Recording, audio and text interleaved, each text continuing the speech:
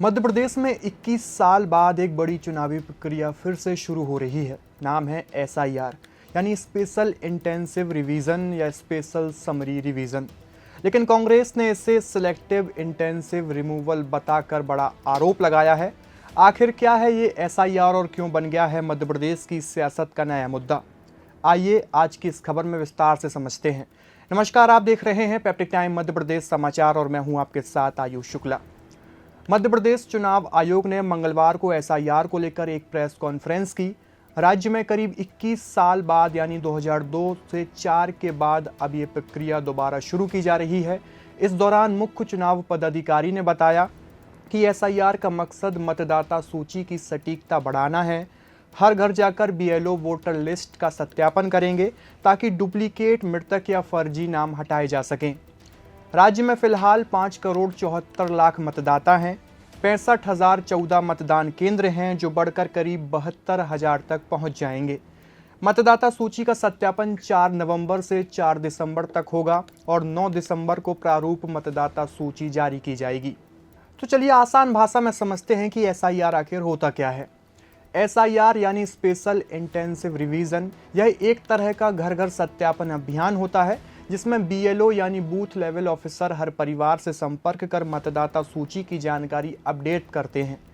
इसमें नया नाम जोड़ा जाता है, मृतक या डुप्लीकेट नाम हटाए जाते हैं और पते में बदलाव भी किया जा सकता है। अगर किसी व्यक्ति का नाम पहले परिवार की लिस्ट में दर्ज है तो फिर से डॉक्यूमेंट देने की ज़रूरत नहीं होगी, बस फॉर्म भरना होगा। लेकिन गलत जानकारी देने पर इसमें 1 साल की सजा और जुर्माना का भी प्रावधान बताया गया है। भोपाल में प्रमुख राजनीतिक दलों के साथ चुनाव आयोग की बैठक हुई। इसमें दलों से बीएलए यानी बूथ लेवल एजेंट्स की जानकारी मांगी गई। कलेक्टर और बीएलओ को एसआईआर ट्रेनिंग दी जाएगी ताकि पूरे राज्य में एक समान प्रक्रिया चालू हो सके। कल आयोग ने घोषणा की, आज से एसआईआर की प्रक्रिया चालू हो गई। 28 अक्टूबर से 3 नवंबर तक हम लोग ट्रेनिंग करेंगे और जो इनुमरेशन फॉर्म उसकी छपाई वगैरह का काम करके संबंधित जगह पहुंचवाएंगे। 4 नवंबर से 4 दिसंबर तक बीएलओ घर घर जाकर इनुमरेशन फॉर्म मतदाताओं को वितरित करेंगे और उनसे भरा हुआ फॉर्म कलेक्ट करेंगे। ठीक है, 4 नवंबर से 4 दिसंबर तक। उसके बाद 9 दिसंबर 2025 को प्रारूप मतदाता सूची का प्रकाशन किया जाएगा। उस प्रारूप मतदाता सूची पर दावे एवं आपत्तियां कर सकेंगे लोग बाग। वो 9 दिसंबर 2025 से 8 जनवरी 2026 तक उस पर दावे और आपत्तियां लिए जाएंगे। जिन मतदाताओं के इनुमरेशन फॉर्म प्राप्त नहीं होंगे उसके बारे में भी आयोग ने बीएलओ को बोला है कि बीएलओ उनके बारे में जांच करेंगे क्यों नहीं उनके इनुमरेशन फॉर्म प्राप्त हुए। फिर उनको कई बार मतदाता की लापरवाही है, किसी कारण से कोई ऐसा तो नहीं छूट रहा, यदि वो मिल जाते हैं सब तो उनको लेके जो उसके बाद भी शेष जिनके इनुमरेशन फॉर्म प्राप्त नहीं होते या जो पिछले एसआईआर से लिंक नहीं होते उनको एआरओ नोटिस जारी करेंगे। जिन निर्वाचकों मतदाताओं को नोटिस जारी होंगे उन्हें उन 11 डॉक्यूमेंट्स में से एक डॉक्यूमेंट्स देना पड़ेगा और सुनवाई की पूरी प्रक्रिया में अपना पक्ष रखना पड़ेगा कि उसका नाम मतदाता सूची में क्यों सम्मिलित किया जाए। वो कार्रवाई चलेगी और उस नोटिस पर संबंधित ईआरओ सुनवाई करके स्पीकिंग ऑर्डर पारित करेंगे। ये कार्रवाई करनी चलेगी 9 दिसंबर 25 से 31 जनवरी 2026 तक। उसके बाद अंतिम मतदाता सूची का प्रकाशन होगा 7 फरवरी 2026 को।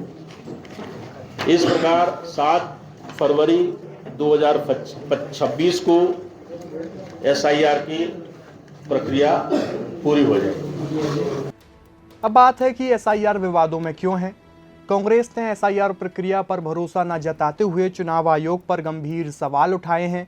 नेता प्रतिपक्ष उमंग सिंघाड़ ने प्रेस कॉन्फ्रेंस कर कहा है कि एसआईआर का मतलब स्पेशल इंटेंसिव रिवीजन नहीं है, बल्कि उन्होंने कहा है कि सिलेक्टिव इंटेंसिव रिमूवल है। चुनाव आयोग बीजेपी के इशारे पर काम कर रहा है। सिंघाड़ ने कहा कि 28 में से सिर्फ 12 राज्यों में एसआईआर क्यों, असम जैसे राज्यों में से क्यों नहीं किया जा रहा है। एक महीने में इतनी बड़ी वोटर लिस्ट अपडेट कैसे होगी। कांग्रेस का आरोप यह भी है कि जल्दबाजी में लाखों मतदाता, खासकर प्रवासी मजदूर, दलित और आदिवासी लिस्ट से बाहर हो जाएंगे। सिंघाड़ ने दावा किया है कि राज्य के 40 से 50 लाख लोग बाहर मजदूरी करते हैं। इनमें से ज़्यादातर आदिवासी और ओबीसी वर्ग से हैं। भारतीय जनता पार्टी इन्हीं इलाकों में वोटर नाम कटवाने की साजिश रच रही है। लेकिन मैं समझता हूं कि ये एसआईआर विशेष गहन पुनरीक्षण, स्पेशल इंटेंसिव रिवीजन चुनाव आयोग ने इसका नाम दिया, लेकिन मैं इसको मानता हूं सिलेक्टिव इंटेंसिव रिमूवल, मतलब चयन करना, गहन रूप से चयन करना और वोटर लिस्ट से नाम हटाना। चुनाव आयोग ने हर साल स्पेशल समरी रिवीजन SSR करता आया है, तो क्यों आवश्यकता पड़ी आपको एसआईआर की? मतलब आपकी जो प्रक्रिया हर साल आप चुनाव नाम जनवरी में घटाना बढ़ाना करते थे, उसी को लेके आपको विश्वास नहीं है। मतलब आपकी प्रक्रिया में ही आपको विश्वास नहीं है, तो जनता को कैसे विश्वास होगा?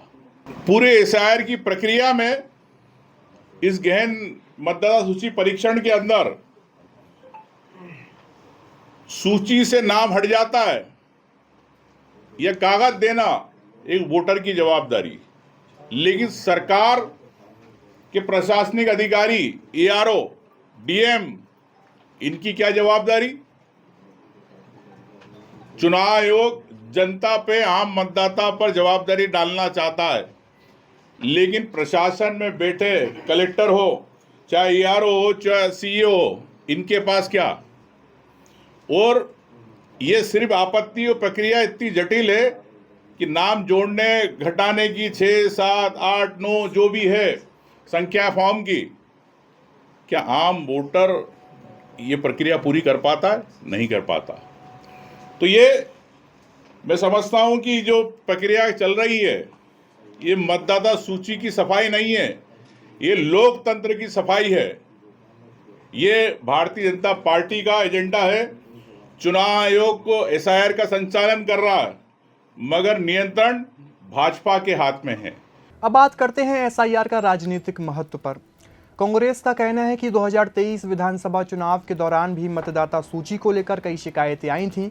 इसलिए अब जब चुनाव आयोग ने इतनी बड़ी कवायद शुरू की है, तो विपक्ष को डर है कि इसका इस्तेमाल राजनीतिक फायदे के लिए ना किया जाए। मतदाता सूची में पारदर्शिता के नाम पर शुरू हुई यह प्रक्रिया सियासी तकरार में बदल चुकी है। एक तरफ चुनाव आयोग दावा कर रहा है कि इससे लोकतंत्र मजबूत होगा, दूसरी तरफ कांग्रेस कह रही है कि ये सत्यापन नहीं, साजिश है। अब देखना होगा कि एसआईआर से साफ होगी वोटर लिस्ट या धुंधला होगा चुनावी माहौल। आपकी इस पूरी खबर को लेकर क्या राय है, नीचे कमेंट बॉक्स में अपनी प्रतिक्रिया जरूर दीजिए और देखते रहिए पेप्टिक टाइम मध्य प्रदेश समाचार। शुक्रिया।